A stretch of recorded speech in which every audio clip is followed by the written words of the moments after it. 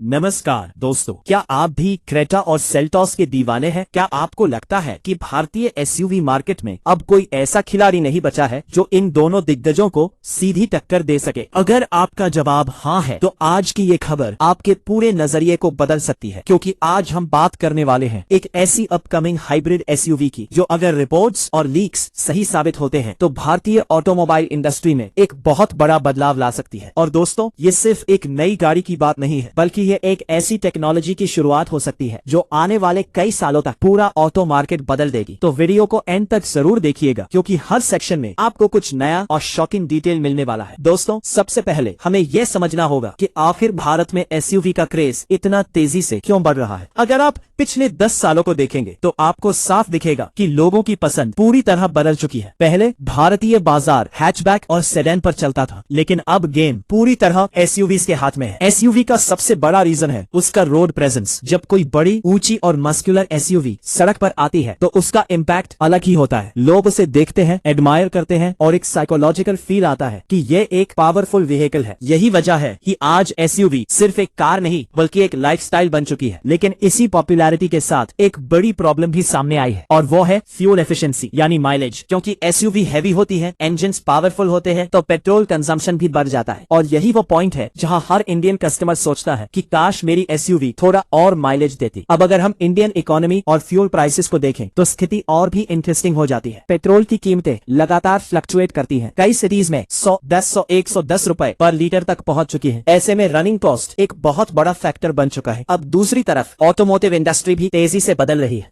सरकार और मैन्युफैक्चरर्स दोनों ही ग्रीन मोबिलिटी की तरफ शिफ्ट कर रहे हैं। इलेक्ट्रिक व्हीकल्स को प्रमोट किया जा रहा है, चार्जिंग इंफ्रास्ट्रक्चर बढ़ाया जा रहा है और सीएनजी भी एक ऑल्टरनेटिव बन चुका है। लेकिन यहाँ भी एक बड़ी रियलिटी है। ईवी में सबसे बड़ी प्रॉब्लम है रेंज एंजाइटी और चार्जिंग टाइम। अगर लॉन्ग ट्रिप पर निकल गए तो चार्जिंग स्टेशंस की डिपेंडेंसी बढ़ जाती है, और सीएनजी में प्रॉब्लम है बूट स्पेस और लिमिटेड अवेलेबिलिटी। तो ऐसे में कस्टमर्स को एक परफेक्ट बैलेंस चाहिए। एसयूवी कंफर्ट भी मिले, माइलेज भी मिले और ड्राइविंग कन्वीनियंस भी बनी रहे। और इसी गैप से जन्म हुआ हाइब्रिड टेक्नोलॉजी का। अब हाइब्रिड सिस्टम्स दो तरह के होते हैं, माइल्ड हाइब्रिड और स्ट्रॉन्ग हाइब्रिड। माइल्ड हाइब्रिड सिर्फ इंजन को असिस्ट करता है, जैसे एक्सेलरेशन में हेल्प देना या फ्यूल सेविंग में थोड़ा कंट्रीब्यूशन देना, लेकिन ये रियल गेम चेंजर नहीं होता। अब दूसरी तरफ स्ट्रॉन्ग हाइब्रिड सिस्टम्स जैसे मारुति सुजुकी ग्रैंड विटारा और Toyota Urban Cruiser Hyryder, ये काफी एडवांस्ड होते हैं, क्योंकि इनमें इलेक्ट्रिक मोटर और पेट्रोल इंजन दोनों मिलकर काम करते हैं। सिटी ड्राइविंग में ये इलेक्ट्रिक मोड पर भी चल सकते हैं, जिससे माइलेज काफी बढ़ जाता है। लेकिन प्रॉब्लम यहाँ भी है प्राइस। स्ट्रॉन्ग हाइब्रिड कार्स काफी एक्सपेंसिव होती है, जिससे मिडिल क्लास बायर्स के लिए थोड़ा आउट ऑफ रीच हो जाती है। और यही से शुरू होता है असली गेम चेंजर कॉन्सेप्ट। रिपोर्ट्स और ऑटोमोटिव लीक्स के मुताबिक सुजुकी एक नई जनरेशन हाइब्रिड एसयूवी पर काम कर रही है, जो फ्यूचर में फ्रोंक्स जैसे प्लेटफॉर्म पर बेस्ड हो सकती है। लेकिन इस बार सबसे बड़ा बदलाव होगा इसका power train architecture, series hybrid system. अब इसे बिल्कुल आसान भाषा में समझते हैं। नॉर्मल कार्स में पेट्रोल इंजन डायरेक्टली व्हील्स को पावर देता है, लेकिन सीरीज हाइब्रिड सिस्टम में ऐसा नहीं होता। यहाँ पेट्रोल इंजन का काम सिर्फ इलेक्ट्रिसिटी जनरेट करना होता है। मतलब इंजन एक जनरेटर की तरह काम करता है। वो पेट्रोल को बर्न करके इलेक्ट्रिसिटी बनाता है, फिर वो इलेक्ट्रिसिटी बैटरी में स्टोर होती है और फिर इलेक्ट्रिक मोटर उस स्टोर्ड इलेक्ट्रिसिटी से व्हील्स को ड्राइव करती है। अब सोचिए इसका रियल वर्ल्ड इंपैक्ट कितना बड़ा है। सबसे पहले तो ड्राइविंग एक्सपीरियंस बहुत स्मूथ हो जाता है, क्योंकि इंजन डायरेक्टली व्हील्स से कनेक्टेड नहीं होता। दूसरा, वाइब्रेशन और नॉइस काफी कम हो जाता है। तीसरा, इंस्टेंट टॉर्क मिलता है, क्योंकि इलेक्ट्रिक मोटर इमीडिएटली रिस्पॉन्स देती है। हाँ, सबसे बड़ा फायदा है एफिशिएंसी। अब अगर रिपोर्ट्स की माने तो ये सिस्टम लगभग 35 से 38 किलोमीटर पर लीटर तक का माइलेज दे सकता है। अब अगर ये रियल वर्ल्ड में भी इसके आसपास परफॉर्म करता है तो ये इंडियन एसयूवी सेगमेंट में एक हिस्टोरिक चेंज होगा, क्योंकि अभी तक किसी भी पेट्रोल एसयूवी में इस लेवल की एफिशिएंसी नहीं देखी गई है। अब यहाँ से कहानी सिर्फ इंजन तक लिमिटेड नहीं है दोस्तों। इस एसयूवी का डिजाइन भी पूरी तरह नेक्स्ट लेवल होने की उम्मीद है। इसमें आपको मिलेगा aggressive front design, redesigned grill, sharp LED DRLs, muscular bumper styling और रियर में कनेक्टेड एलईडी टेल लैंप्स। ये डिजाइन इसे एक फ्यूचरिस्टिक प्रीमियम एसयूवी का लुक देगा। साइड प्रोफाइल में कूपे एसयूवी स्टाइलिंग देखने को मिल सकती है, जो इसे और स्पोर्टी बना देगी। अब एक बहुत इंपॉर्टेंट फैक्टर आता है सेफ्टी। आज के बायर्स सेफ्टी को बहुत सीरियसली लेते हैं। इसी वजह से इसमें लेवल 2 ADAS टेक्नोलॉजी मिलने की उम्मीद है, जिसमें adaptive cruise control, lane keep assist, emergency breaking और ड्राइवर मॉनिटरिंग सिस्टम्स शामिल हो सकते हैं। इसका मतलब लॉन्ग हाईवे ड्राइव्स और सिटी ट्रैफिक दोनों काफी सेफ और स्ट्रेस फ्री हो जाएंगे। अब इंटीरियर की बात करें तो यहाँ भी बड़ा अपग्रेड एक्सपेक्टेड है। इसमें बड़ा touch screen infotainment system system, fully digital driver display, wireless Android auto और एप्पल कारप्ले, वेंटिलेटेड सीट्स और प्रीमियम सॉफ्ट टच मटेरियल्स देखने को मिल सकते हैं। ओवरऑल कैबिन फील पहले से ज्यादा मॉडर्न और लग्जरी ओरिएंटेड होगा। अब एक और इंटरेस्टिंग एंगल ये है कि अगर ये टेक्नोलॉजी सक्सेसफुल होती है तो सुजुकी की फ्यूचर स्ट्रेटेजी पूरी तरह बदल सकती है, क्योंकि ये हाइब्रिड सिस्टम आने वाले कई मॉडल्स का बेस बन सकता है और पूरी लाइनअप इसी आर्किटेक्चर पर शिफ्ट हो सकती है। अब कंपटीशन की बात करें तो इंडियन मार्केट में पहले से ही कई स्ट्रॉन्ग प्लेयर्स मौजूद हैं, जैसे Hyundai Creta, Kia Seltos, Tata Nexon, Maruti Suzuki Brezza और खुद मारुति की मारुति सुजुकी ग्रैंड विटारा। लेकिन अगर ये अपकमिंग हाइब्रिड एसयूवी अपने क्लेम्ड माइलेज और एडवांस टेक्नोलॉजी के साथ आती है तो ये पूरे सेगमेंट को हिला सकती है, क्योंकि ये एफिशिएंसी प्लस टेक का डेडली कॉम्बिनेशन होगा।